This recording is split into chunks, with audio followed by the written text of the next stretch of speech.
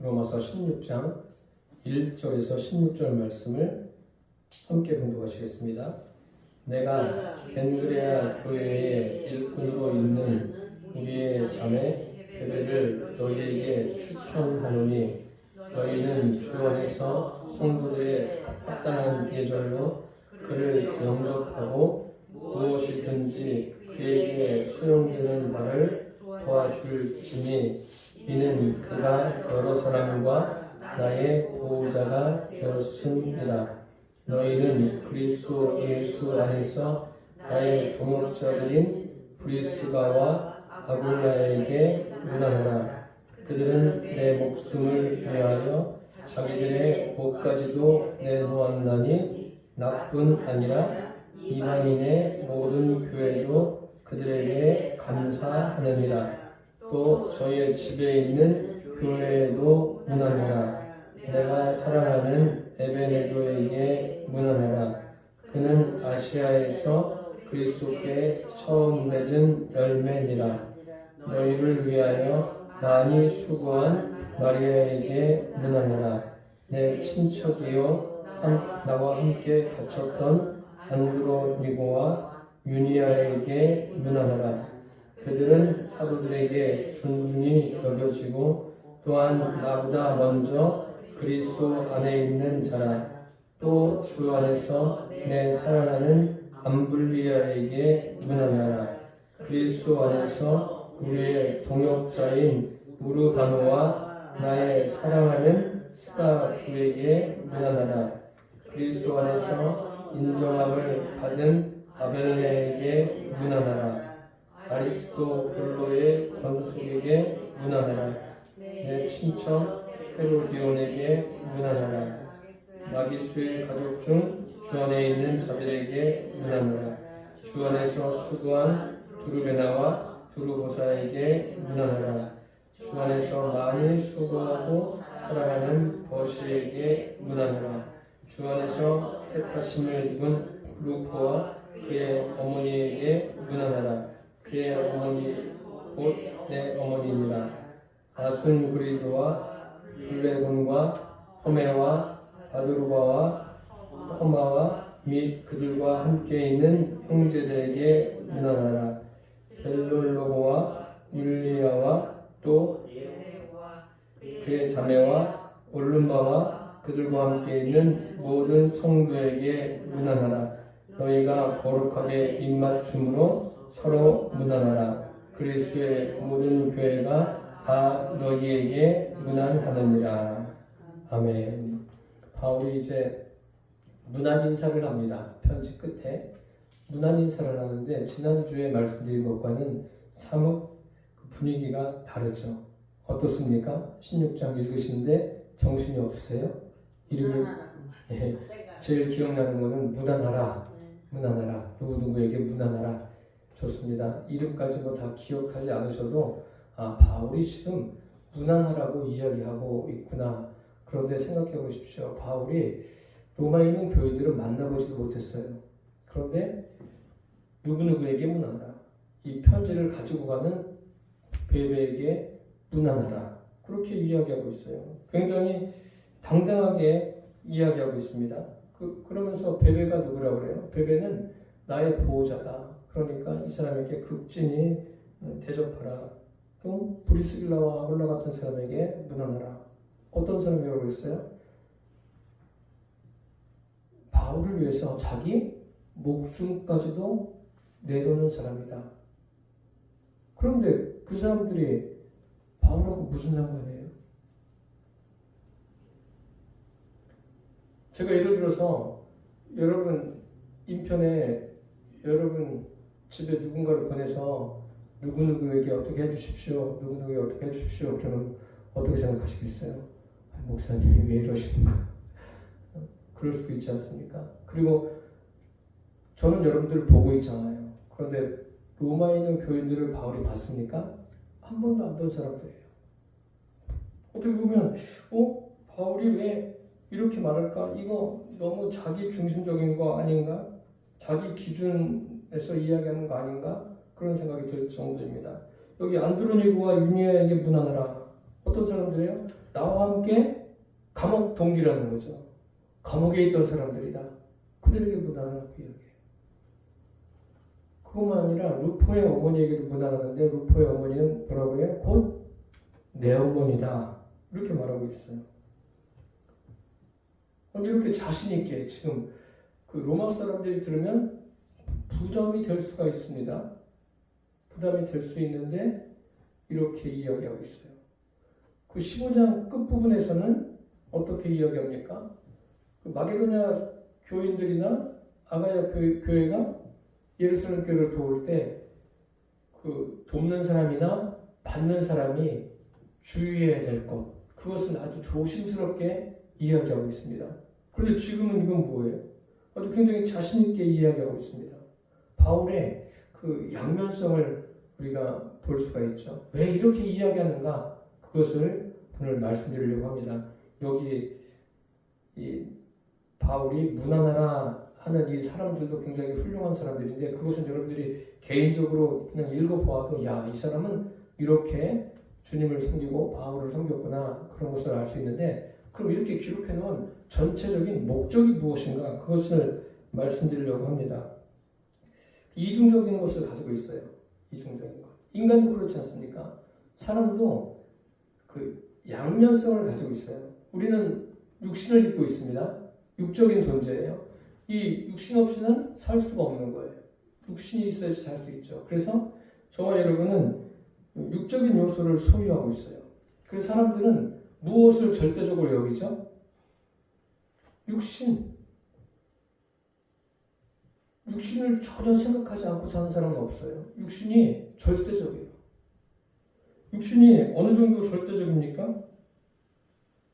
육신을 위해서 하는 모든 것. 이 땅에서 하는 모든 것들이 다 목적이 뭐예요? 육신을 위해서 하는 거예요. 그렇지 않습니까? 뭐 경제활동, 뭐 정치를 하더라도 뭐 국가를 위해서 합니까? 다 자기를 위해서 하는 거죠. 문화를 즐기고 또 자기 열심히 일하는 것도 다 자기를 위해서 하는 거예요. 자기 육신을 위해서. 이 육신에 대해서 하나님은 어떻게 생각하시는가? 하나님도 독생자 예수님을 이 땅에 보내주셨습니다. 독생자 예수님을 보내주셨는데 하나님이 세상을 이처럼 사랑하사 육신을 입은 인간들을 사랑하시는 거예요. 하나님께서. 그래서 독생자를 보내주셨는데 독생자 예수님도 이 땅에 육신을 입고 오시는데 단 한 번밖에 육신을 입고 오실 수 없도록 그렇게 하셨다는 거예요. 그래서 육신이 굉장히 절대적인 거예요. 그러면 육신이 왜 귀하죠? 왜 절대적이고 귀한가요? 그냥 사람은 생명이 있기 때문에 귀하다. 그렇게들 이야기할 수 있어요. 그런데 육신이 왜 귀한 거예요? 이런 것들을 정확하게 알고 있어야 돼요. 왜 우리 육신이 귀해요? 생각해 보십시오. 하나님의 자녀가 되는 길, 구원받는 길은 언제밖에 안 돼요? 육신을 입고 있는 동안에밖에 안 돼요. 내 육신의 생명이 끝나면 그 다음에는 뭐 할 수가 없는 거예요. 사람들이 육신을 얼마나 귀하게 여기냐면 아담과 하와가 그것을 보여줬어요. 창세기 3장에 보면 하나님께서 이것을 먹으면 죽어. 그런데 어떻게 해요? 죽는다고 하나님께서 말씀하심에도 불구하고 육신을 위해서 먹는 게 사람이라고 해요. 그러니까 사람이 물과 성령으로 거듭나서 하나님의 자녀로 살아가는 것, 이거 굉장히 보통 일이 아닌 거예요. 어려운 일입니다.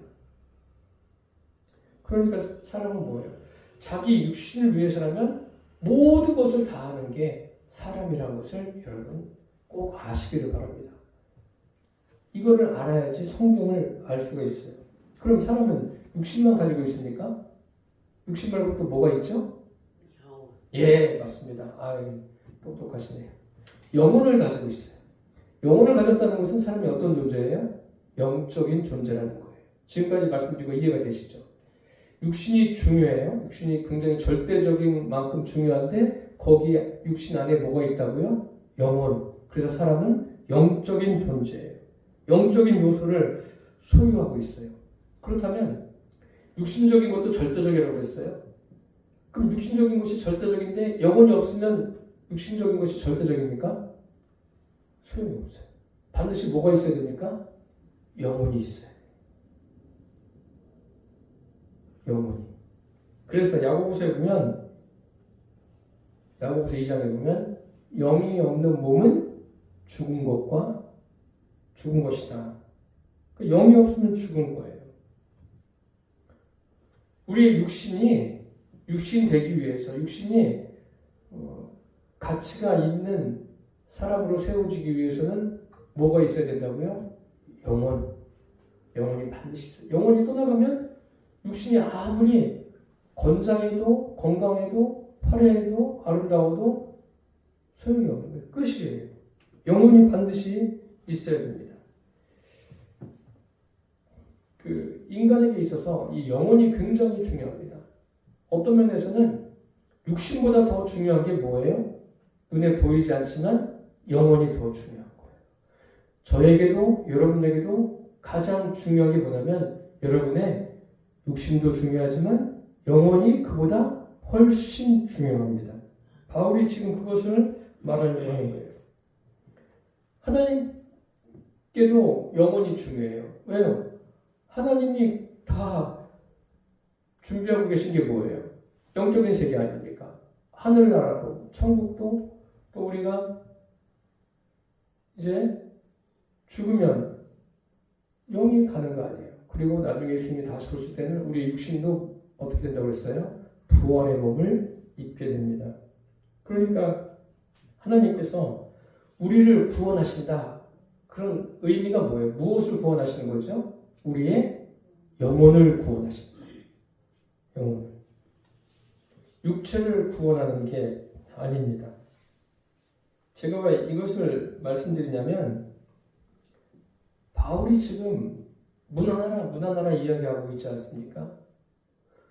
그들은 바울하고는 어떤 가족관계가 아니에요. 로마에 있는 사람들도 가족관계가 아니에요. 그런데 마치 가족처럼 이야기하고 있어요. 왜 그렇게 이야기할까요? 그것을 위해서 지금 이렇게 설명을 드리는 거예요. 세상에는 두 종류의 사람이 있습니다. 이 육신이 절대적인 사람. 나는 육신 이외에는 없어. 무슨 영이 있어. 영적인 건 없어. 천국 지옥도 없어. 육신이 절대적이야. 그렇게 믿고 사는 사람이 있고 또 영이 절대적인 사람이 있습니다. 그것에 따라서 그 사람의 사람됨이 결정되어지는 거예요. 영혼을 위해서 사는 사람은 이 세상을 살아가는 삶의 차원이 달라요. 육적인 것을 위해서 살아가는 사람은 또 달라요. 그 차이를 성경에서 볼 수가 있어요. 성경을 읽어보면 이삭이 자녀를 낳습니다. 쌍둥이 자녀 에서와 야곱을 낳아요. 이들이 다 장성해서 어떤 삶을 삽니까? 에서의 후손 같은 경우에는 어때요? 굉장히 육신적으로 잘 됐어요. 족장들이 많았어요. 그 창세기 족장이라고 하면 그냥 한 부족의 수장 정도로 생각하는데 그 사람들을 오늘날로 이야기하면 보통 사람들이 아니에요. 군사적으로 어떤 규모를 갖추고 있는 사람들이에요. 경제적으로 보면은 오늘날로 하면 재벌 총수에 해당합니다. 족장이. 그리고 외교적으로도 아주 중요한 위치에 있는 사람이에요. 그러니까 지위가 굉장히 높은 사람이 족장이에요. 에서의 후손들 중에서는 그런 사람들이 무수히 많습니다. 그러면 에서는 무엇을 절대적으로 여긴 사람입니까? 육적인 것.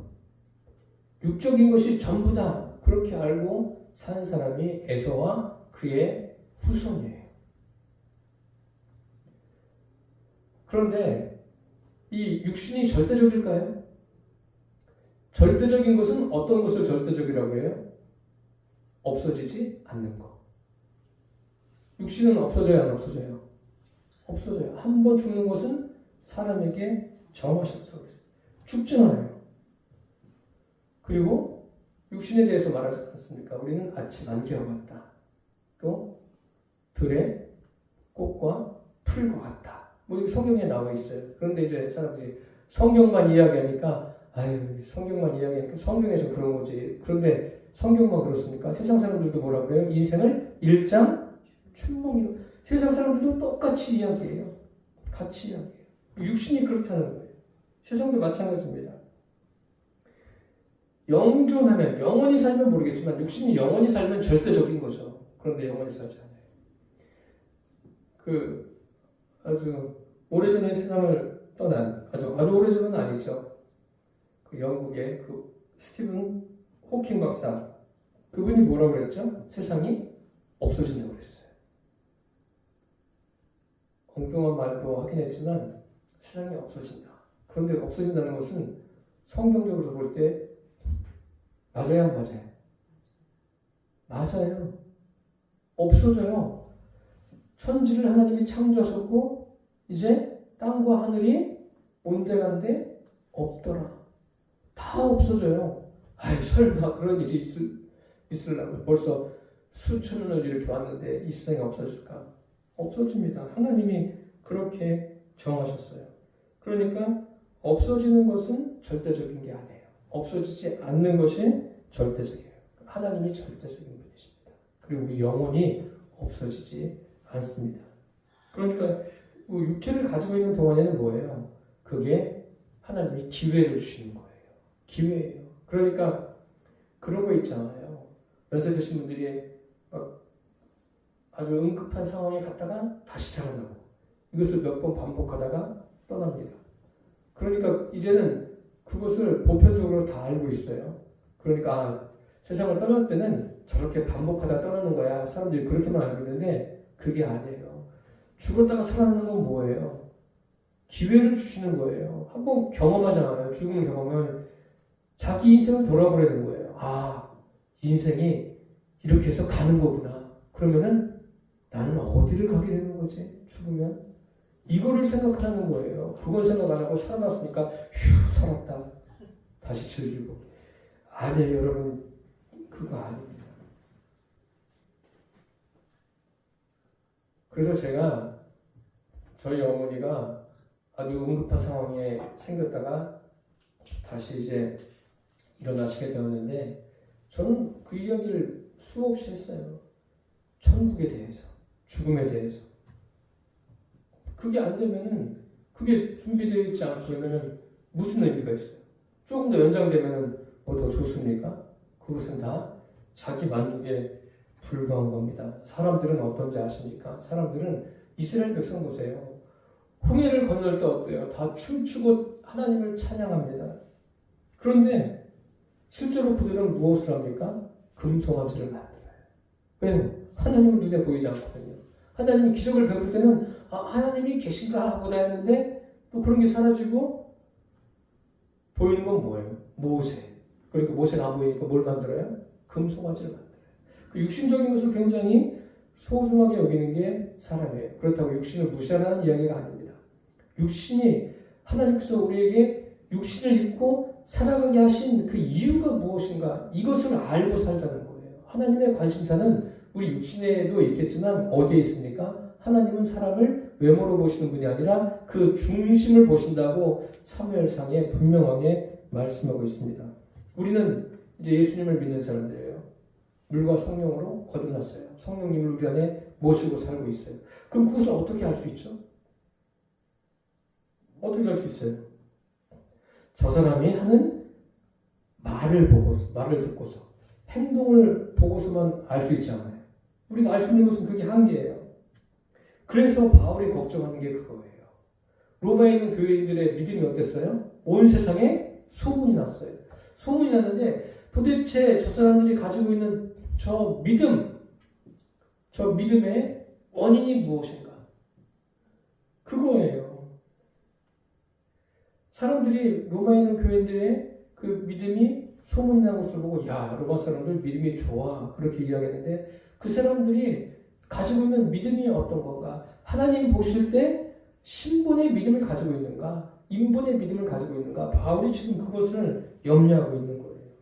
우리가 꼭 알아야 될 것은 사람들은 육신을 입고 있지만 어떤 존재예요? 영혼을 가진 영적인 존재예요.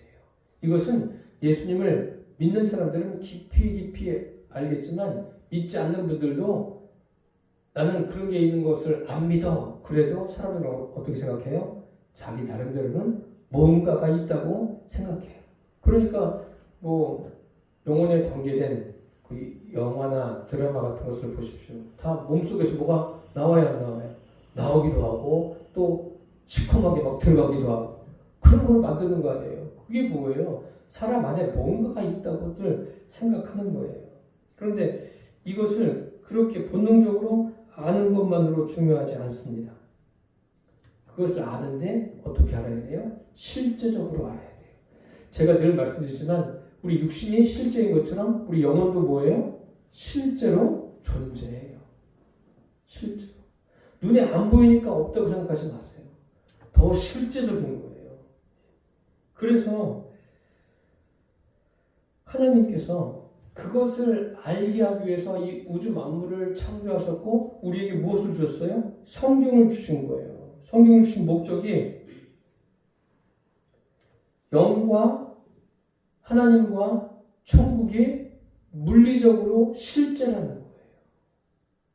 그냥 가상현실이 아닌 거예요. 실제라는 것을 알게 하기 위해서 이 성경을 우리에게 주셨습니다. 그래서 믿음이라는 것은 다른 게 아니에요. 우리가 믿음이라고 하는데 믿음은 그 하나님, 천국, 눈에 보이지 않는 것들을 마치 이 세상처럼 우리가 실제적으로 인식하고 있느냐. 실제적으로 인식하고 있는 것이 뭐라고요? 그게 믿음이라고 해요. 이해가 되십니까? 이것을 잘 정립하셔야 돼요. 그래야지 우리의 믿음이 제대로 된 기초 위에서 성숙할 수 있는 거예요. 이것을 모르면 안 돼요. 그러니까 하나님은 실제인 거예요. 그 로마서를 배워왔지만 로마서 4장에 보면 아브라함이 하나님을 믿으되 하나님께서 자녀를 낳을 수 없는 아브라함에게 무엇을 약속해요? 내 자손이 봐라 하늘의 별과 같이 땅에 있는 모래와 같이 많을 것이다. 아니 자녀를 낳을 수 없는데 그런데 그런 말씀을 아브라함이 어떻게 했다고요? 실제적으로 믿었다는 거예요.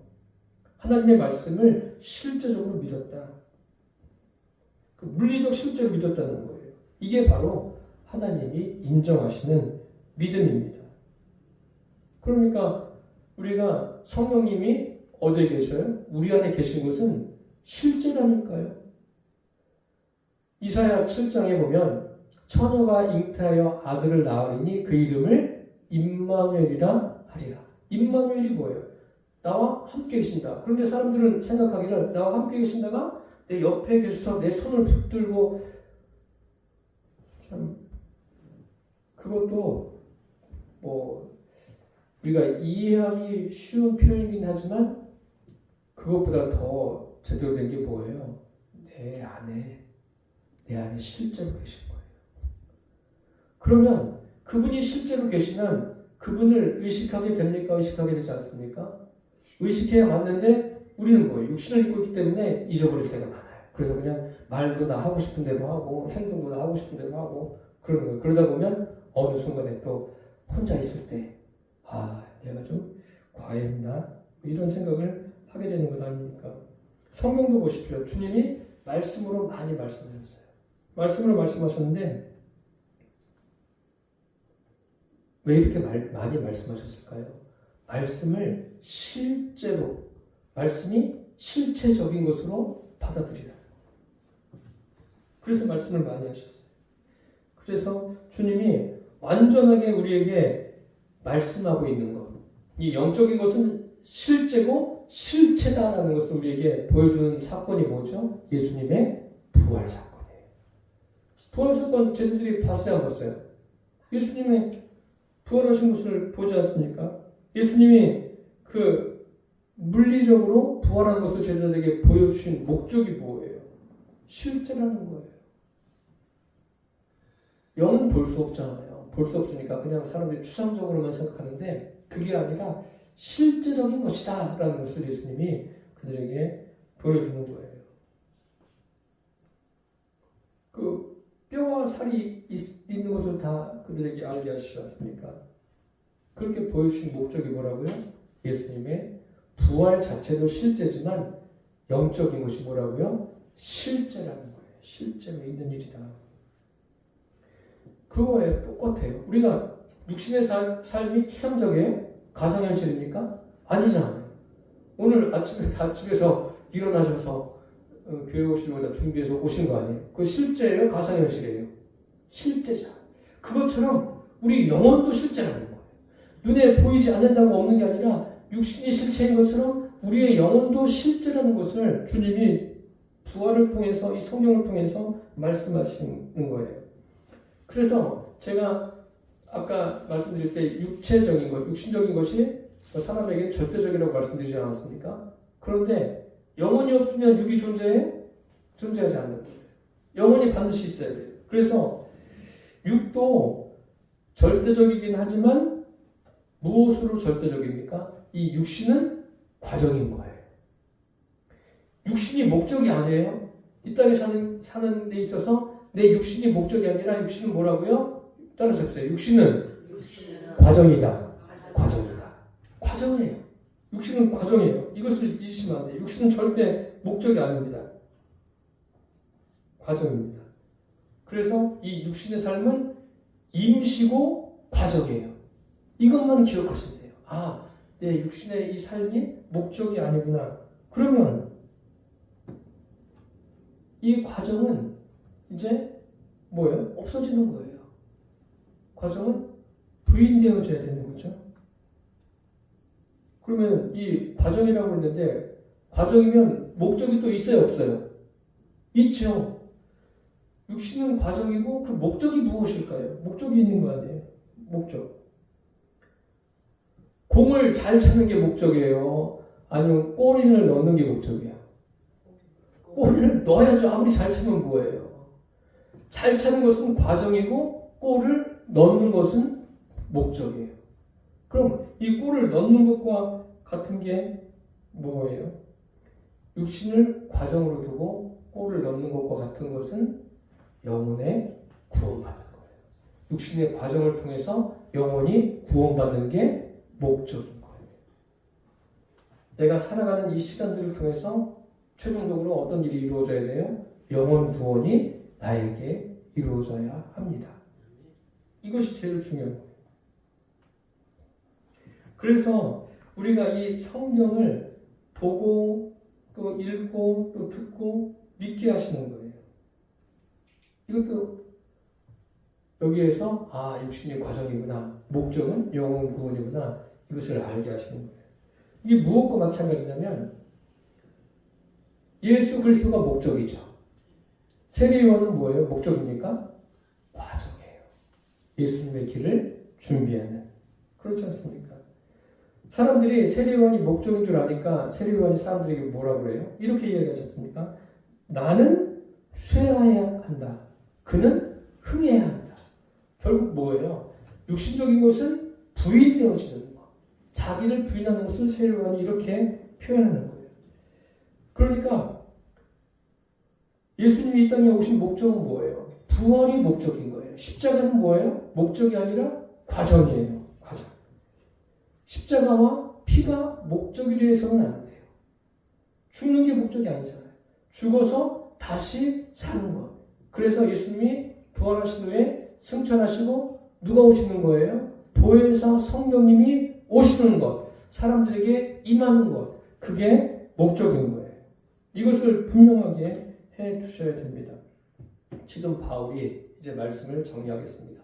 15장 30절에서 33절 그리고 15장 30절 후에 마게도니아 교회, 아가야 교회가 예루살렘 교회를 도왔어요. 그리고 예루살렘 교회는 그 도움을 받습니다. 받는데 이거 다 육신적으로 보여지지 않습니까? 보여지는데 바울이 원하는 것은 뭐예요? 이렇게 육신적으로 보여지는 것에 동기가 뭐냐? 원인이 뭐냐? 원인이 뭐가 되어야 된다는 거예요? 성령 하나님이 원인이 되어야 된다는 거예요. 그래서 그들의 믿음의 소문이 신분의 믿음 때문에 소문이 퍼지기를 바울이 간절히 바라고 있는 거예요. 그래서 오늘 본문에 이야기하지 않습니까? 누구누구에게 문안하라. 그런데 이 내용이 뭐예요? 문안하라. 마치 바울이 자기 가족처럼 이야기하고 있습니까? 이야기하고 있습니다. 가족에게 대하듯 이렇게 하라. 자기 개인적으로 이야기하고 있다고 제가 처음에도 말씀드렸어요. 그러면 어떻게 여기는 것이 가족이죠? 지금 5월은 가정의 달이에요. 가정의 달이라서 그냥 여러 가지 모임도 많고 좋습니다. 좋은데 이제 그리스도인이라면 여러분들이 이 정도의 믿음을 가지고 있다면 좀 생각을 해보셔야 돼요. 오늘 바울이 이 바울의 가족은 아니에요. 실제적인 가족은 아닙니다. 그런데 가족처럼 이야기하고 있어요. 무엇을 말하는 겁니까? 영적으로 주 안에서 가족이 된 사람들이에요. 그리고 실제로 로마에 있는 교인들도 바울이 무엇을 인정하고 있는 거예요? 자기의 가족처럼 인정하고 있는 거예요. 그래서 여기에 있는 사람들을 로마에 있는 교인들, 당신들이 문안하십시오. 이렇게 이야기하는 거예요. 모두가 다 주님 안에서 가족으로 생각하는 거예요. 이해가 되십니까? 이것이 바로 영적인 것은 실제적인 것을 보여주는 거예요. 그러니까 육적인 가족 그 이상으로 생각하는 거예요. 마치 육적인 가족을 무시할 정도로 여기에 있는 이 가족들을 더 높이 평가하고 있는 거예요. 예수님께서 그 어머니와 형제들이 왔을 때 뭐라고 말씀하십니까? 예수님 찾아왔을 때 누가 내 모친이며 형제냐? 그러니까 이게 뭐예요? 예수님의 가족은 육적인 것이 아니라 영적인 것, 그것을 예수님께서 말씀하시는 거예요. 여러분들의 현재 육적인 가족들이 다 영적인 가족들이 되기를 바랍니다. 그게 삶의 목적이 돼야 돼요.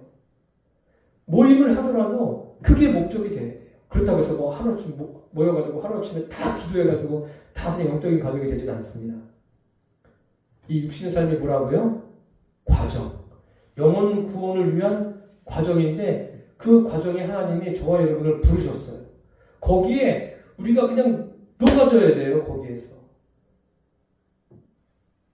그러려면 예수 믿는 것은 무엇인가 다름이 있구나. 그것을 보여주셔야 돼요. 예수 믿는 거나 안 믿는 거나 똑같으면 그 사람들을 주님께로 인도할 수가 있습니까? 좀 생각해 보십시오. 제 삶의 목적이 먹고 마시는 게 아니에요. 모이고 즐기는 게 아닙니다. 그 즐기는 것도 하나님께서 사람들에게 주신 복이에요. 누려야죠. 누려야 되는데 그런 모임을 통해서 우리 인생이 뭐라고요? 우리 인생이 과정이에요. 무슨 과정이에요? 영혼 구원을 이루는 과정이에요. 여기에 집중하면서 이 과정의 삶을 잘 살아내시기를 바랍니다. 그래서 우리는 우리 영을 위해서 내 육신을 부인해야 돼요. 아무든지 나를 따라오려거든 자기를 부인하고 자기 십자가를 지고 나를 따르라고 예수님께서 말씀하셨습니다. 우리에게 주어진 단 한 번의 기회, 이 땅에 사는 동안 저와 여러분이 이 육신의 삶은 영혼을 구원하기 위한 과정이구나. 이미 저와 여러분 안에 성령님이 실제로 임해 계십니다. 그것으로 그치는 것이 아니라 이제 아직까지 주님을 영접하지 못한 나의 가족들 또 나의 가까이 있는 지인들에게 내 삶을 통해서 그들을 주님께로 인도하는 저와 여러분의 삶이 되시기를 축복합니다. 기도하겠습니다. 살아계신 주님, 우리가 생각으로만 말로만 하나님을 믿고 천국을 믿고 그리스도 안에서 형제라고 하던 우리들이 이제 물리적 실제로 내주하신 주님으로 말미암아 그리스도 안에서 실제적 형제, 자매가 되게 해주셔서 감사합니다. 이제 이 자리에 모인 분들만 형제, 자매가 아니라 아직까지 주님 안에 들어오지 못한 그러한 우리 육신의 가족들, 또 우리 가까이에 있는 우리가 만나는 모든 사람들에게 복음을 전해서 그들을 주님께로 인도하는 우리들의 삶이 되게 하여 주옵소서. 예수님의 이름으로 기도드립니다. 아멘.